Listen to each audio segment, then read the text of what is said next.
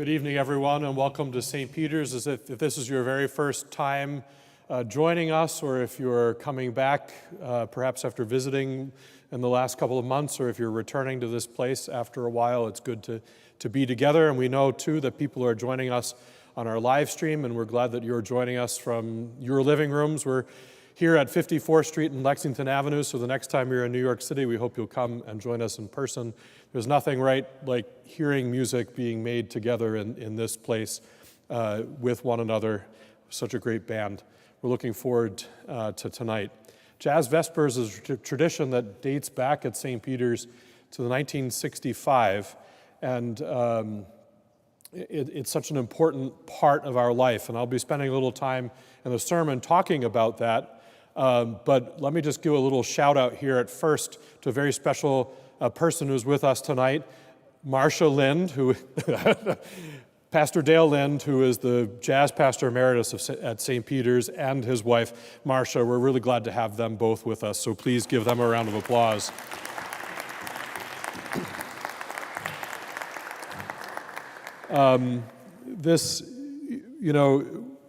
Dale and I will have some time during the sermon to share a little bit of some memories about Jazz Vespers, and so look forward to that. But as we begin here, let me just invite us all to take a deep breath. One of the great ways that, and I'll go to the altar in a second and light a candle, but I think one of the great gifts of Jazz Vespers across time has been an opportunity to pause at the beginning of a week, or maybe for some people it's the end of a week, I don't know, but to pause as night comes among us, to center ourselves, to breathe, to remind us that we are all in one way, shape, or form made in God's image. And we light this candle at the start of Vespers, really because Vespers comes as, it's an ancient church tradition to pray as the sun sets. And so we light a candle in our midst because it's a reminder that, and I think this is especially important in the time we're living in, that no matter what comes into the world, even as night comes and the sun goes away, it might feel like it's dim and it's dark, and there's a lot going on in our world that would suggest that will win the day, but that God's light continues to shine in our midst. And so we'll light this candle here, and maybe at home you might light a candle as well. And perhaps at home you'll say what I'll say here as I light this candle. God's light shines, light of life and love. And then as you settle and as you breathe and sit in for this hour of prayer and music, hear these words from the 141st Psalm. And as you do, they've started Vesper services in the church for thousands of years. They're the words of a writer who's really sitting down at an uncertain time in history when there was a tremendous amount of unsettling things, war, all the things in many ways that we're going through in our world now. And you'll hear that the psalm was written very much at the end of the day. And it's the psalmist kind of doing that, sort of going through all the various parts of the body with this particular idea, which is that if peace and light will come into the world, that it will come with each and every single one of us. So pray with me, if you will, these words of the 141st Psalm.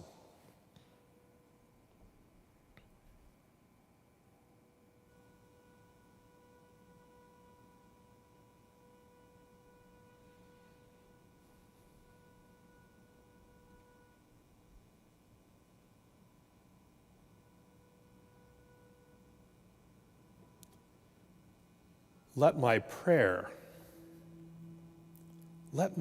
rise before you, O Lord, as incense. Let our prayer rise before you, O Lord, as incense, the lifting up of our hands, even as night comes. O Lord, we cry out to you. Come to us quickly, hear our voice when we cry aloud. Set a watch before our mouths. Guard the door of our lips. Let not our heart incline to any evil thing.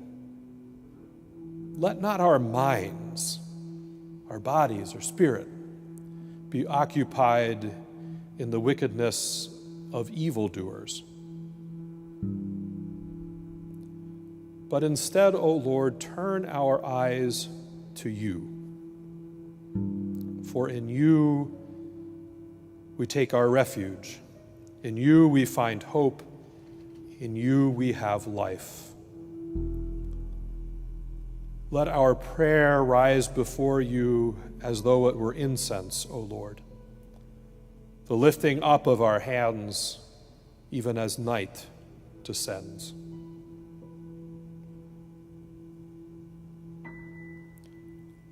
Let the incense of our prayer ascend before you, O God, and let your loving kindness descend upon us, that with our hearts turned outward toward others, we might sing your praise with the church on earth and the whole heavenly host, and glorify you forever and ever and ever. Amen.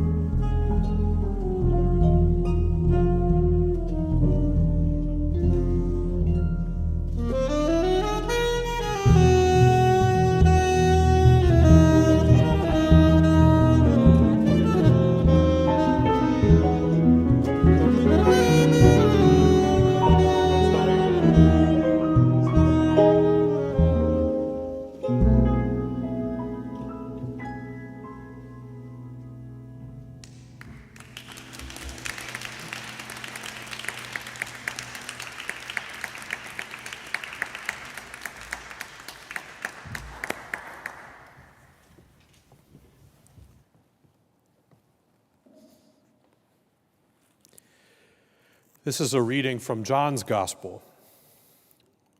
Jesus said to those who had believed in him, "If you continue in my word, you are truly my disciples, and you will know the truth, and the truth will make you free." They answered him, "We are descendants of Abraham and never have been slave to anyone. What do you mean by saying you will be made free?" Jesus answered them, "Very truly I tell you, everyone who commits a sin is a slave to sin. The slave does not have a permanent place in the household. The son has a place there forever. So, if the Son makes you free, you will be free indeed."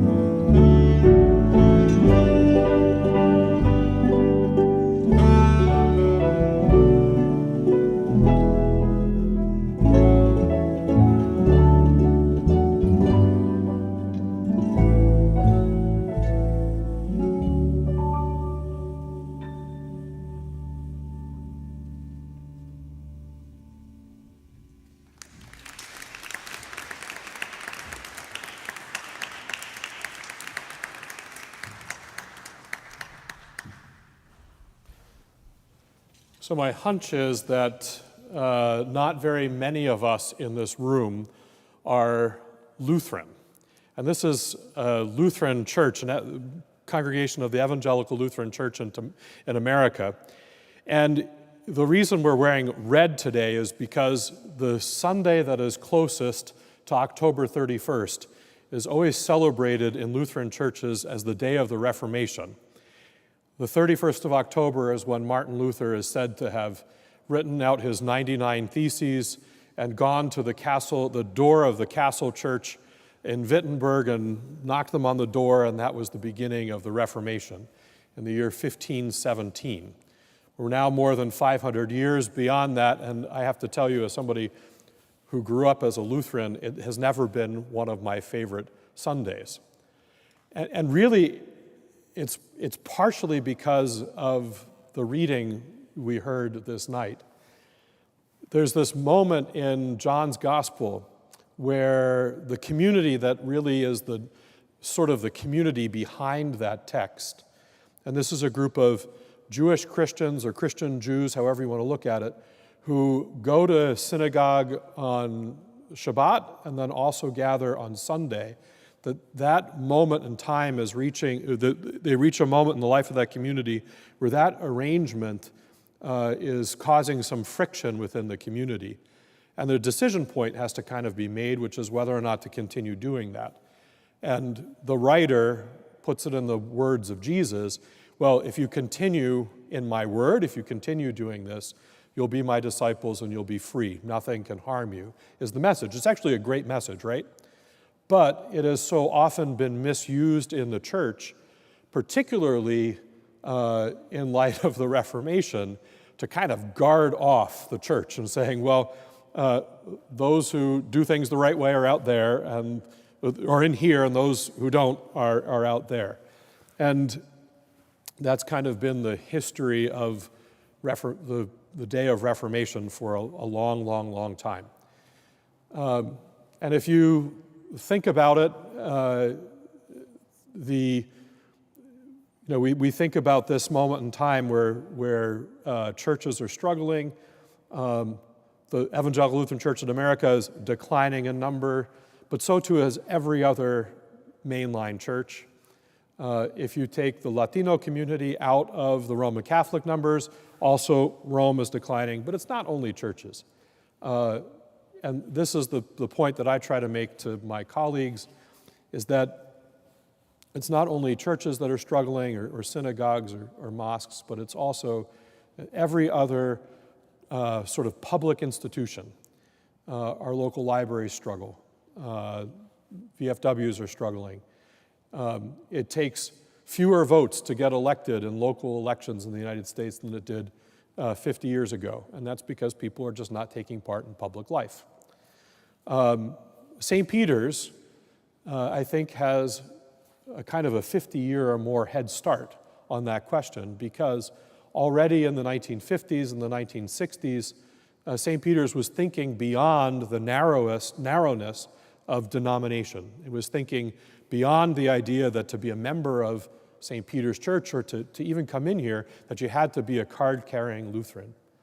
And I think that one of the things that I find really exciting and one of the things I love about this place and being a pastor in this place is that its vision and its mission is much more broad than the narrowness of any religious tradition.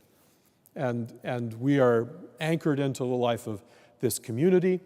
We have programs that touch people from who are religious, non-religious.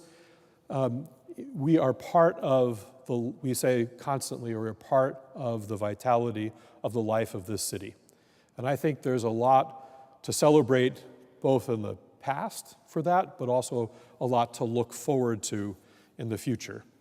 One of the keystones of that idea that the church is there for many more people than card-carrying Lutherans has been Jazz Vespers. As I said at the beginning, begins here in 1965, and it's a great honor to have Pastor Dale Lind with us, who's been part of this ministry. Dale, if I'm right, you were called to St. Peter's in 1964. 64, a year before Jazz Vespers even began, as the pastor to young adults. And I thought maybe, if you wouldn't mind, do you want to stand up, Dale? I thought maybe, because this is an extra special treat tonight to have you with us, if you could, for people that are wondering how in the world did this tradition begin here, how does a church that had been called the German Evangelical Lutheran Church of St. Peter's, who are some of the early people, the earliest people here at St. Peter's Jazz Vespers in the 60s? Well,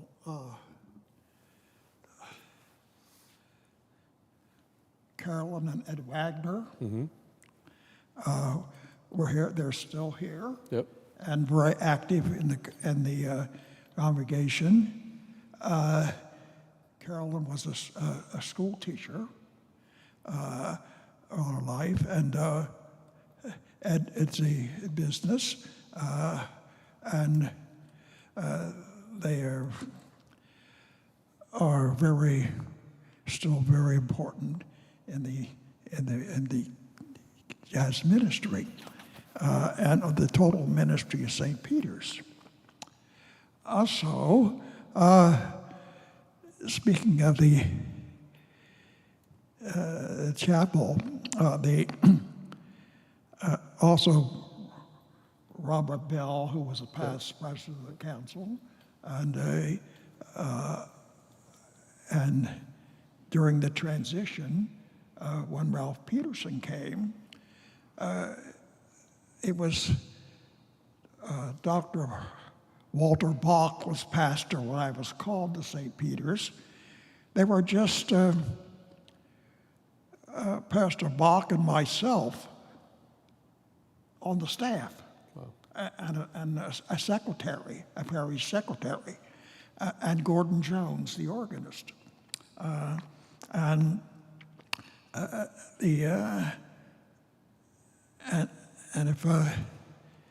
if they had, Pastor Gensler used to say, of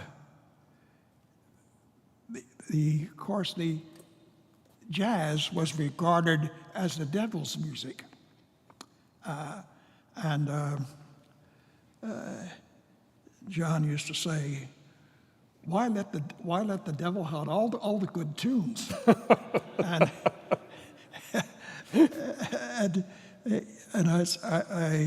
I think if they were rewriting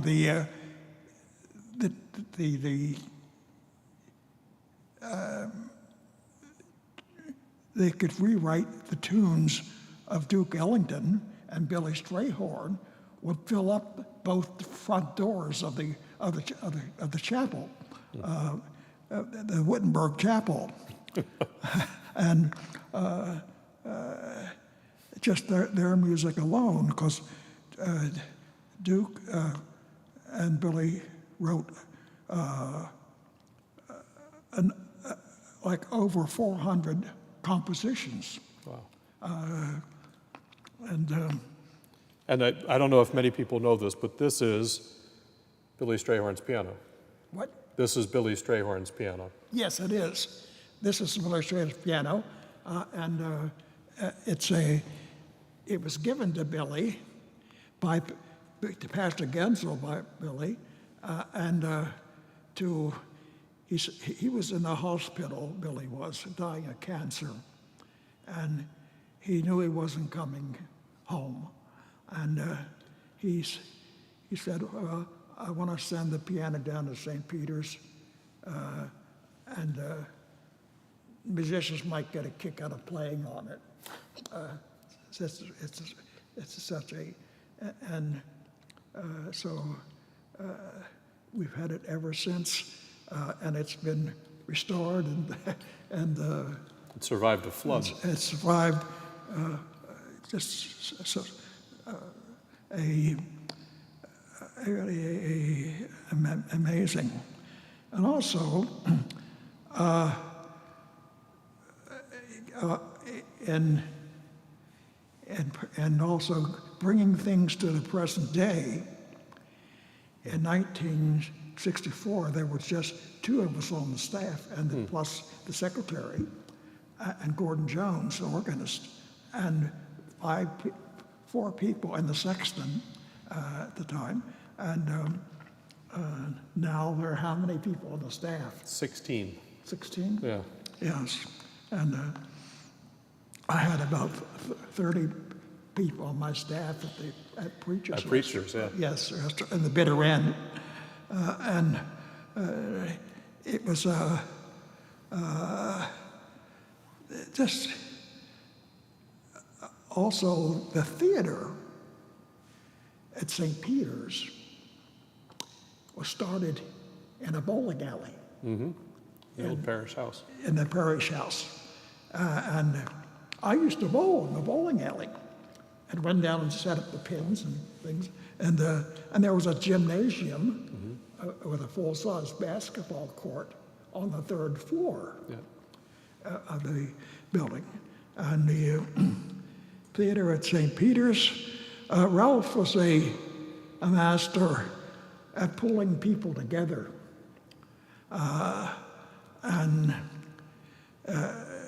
fact, I just saw one person here I saw last night on Saturday Night Live, who was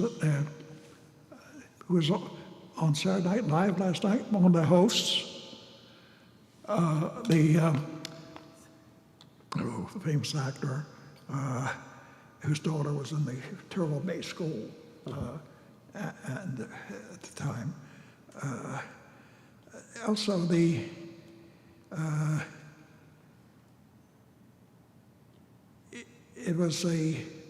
church has changed so much that, and we have to change with it. Mm-hmm. And the theater at St. Peter's has a rich history. Ralph was a master at pulling people together. So let me just say a word about the theater. So you can't do this now because the building was flooded 3 years Yes. ago. But when this new building was constructed in 1977, it was intentional to make certain the church would still have that theater. So come back and visit us in about a year, maybe 18 months. Right below us is a full black box theater. It's with a tremendous history in and of itself. Elephant Man was premiered here. Godspell did a run here. There's so much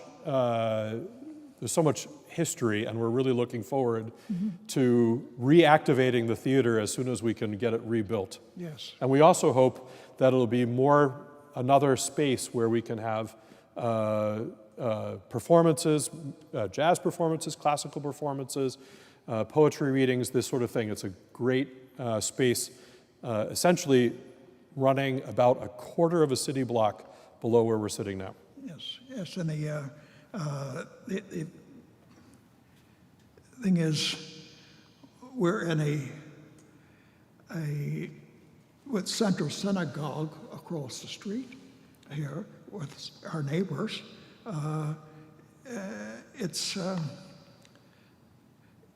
It's very fortunate for us to be in this location. Yeah, Ralph was this was one of the reasons why he came to St. Peter's, because we had quite a few bottles of Service Regal, which was his brand, and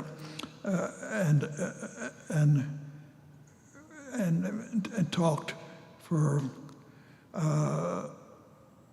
Ralph lived on East 49th Street and near the church and walking distance. And it was and his contacts at Harvard Business School. I think he got a master's in business at Harvard. Created this amazing relationship then with Citibank and now with Boston Properties, a condominium church, the first in the world. Yes, and so it was amazing, and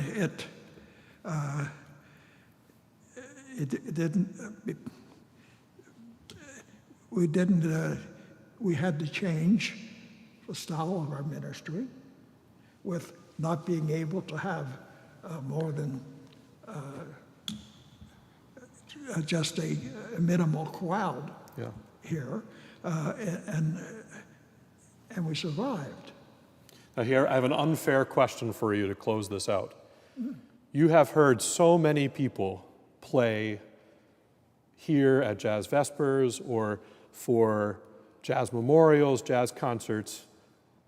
What was your absolute favorite performance? Well, without a question, it was Billy Taylor. He was there were so many favorites, and I've buried most of them. Yeah. And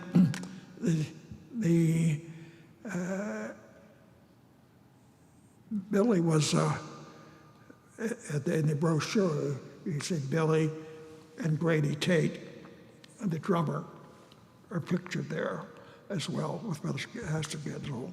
And Billy was he wrote a song called "I Wish I Knew How It Would Feel to Be Free." And I thought it should go in the Lutheran hymnal. And the person at the time said, it didn't have Jesus or God in the title. So she said it shouldn't go in. She was directed at the time.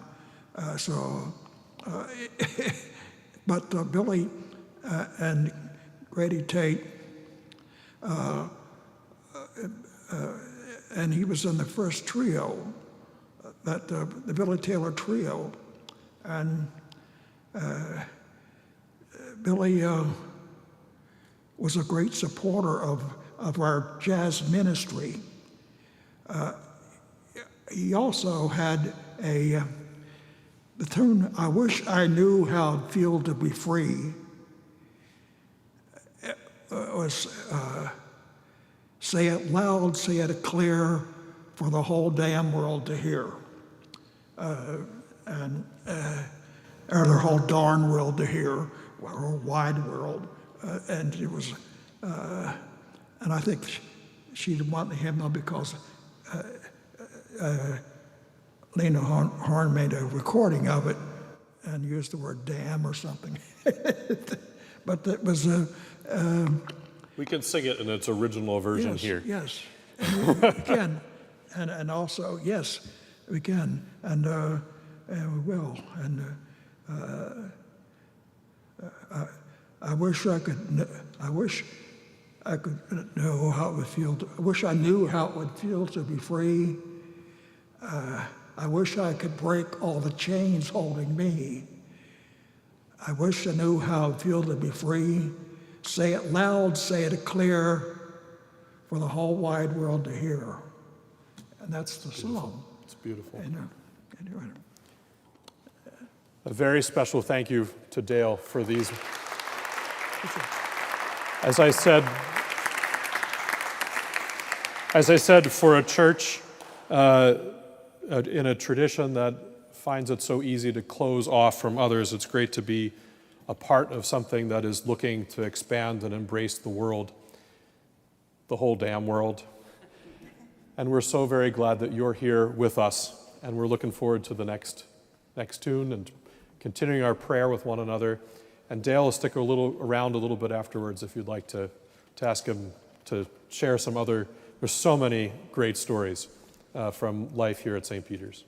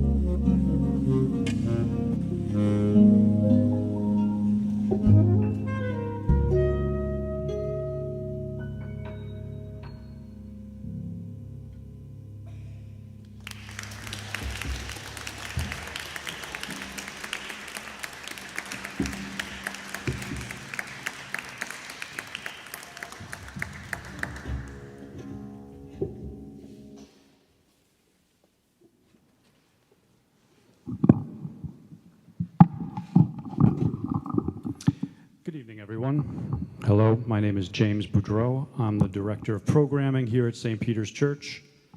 And I want to thank you all for being here, especially for joining us in person, and also everyone who's joined us on our live stream tonight. I'd like to introduce the musicians that we've been listening to this evening. On harp tonight, Samantha Feliciano.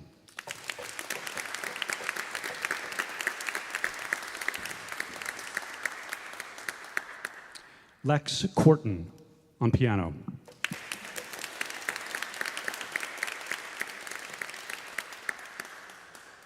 Neta Raanan, tenor saxophone.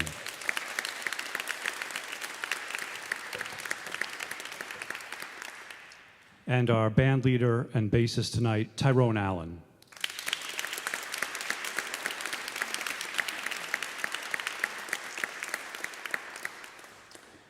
So you might have noticed on your way in, but if you didn't, we have a guest book on our table in the back over there. And it's just for anyone who attends, musicians included, who wants to make a note that they were here on this day.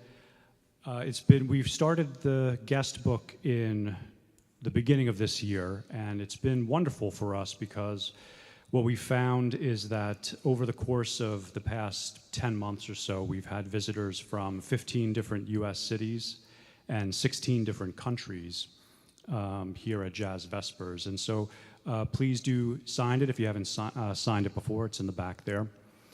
Also, if you could, please consider making a gift to St. Peter's. As Pastor Stahler was saying, Jazz Vespers has been running here consecutively since 1965.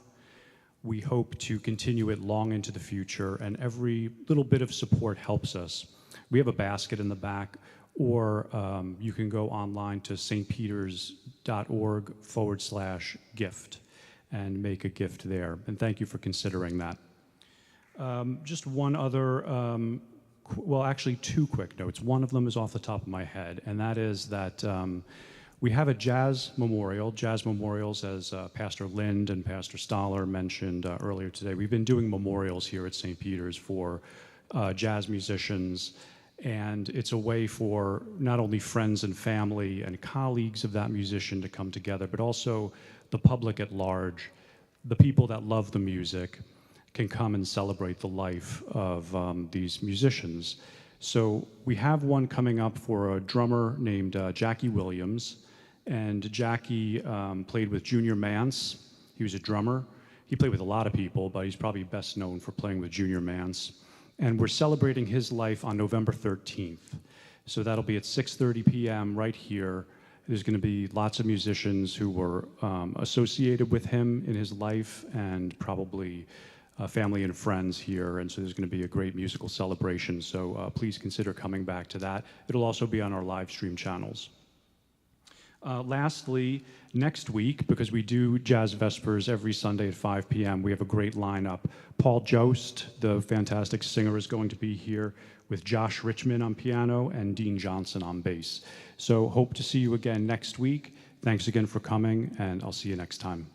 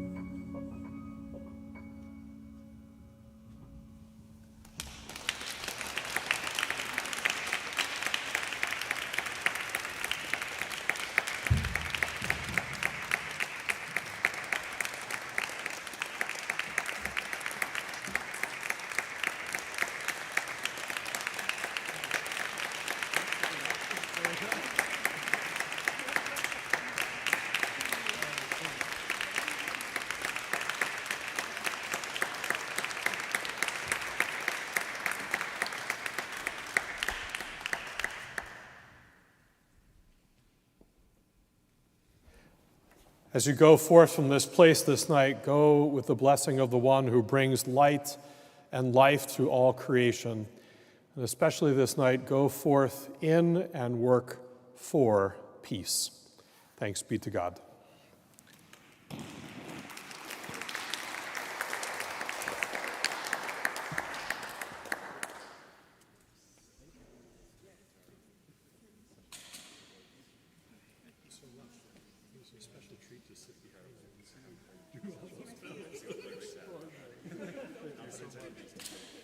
Thanks for rolling with that. I totally forgot to say.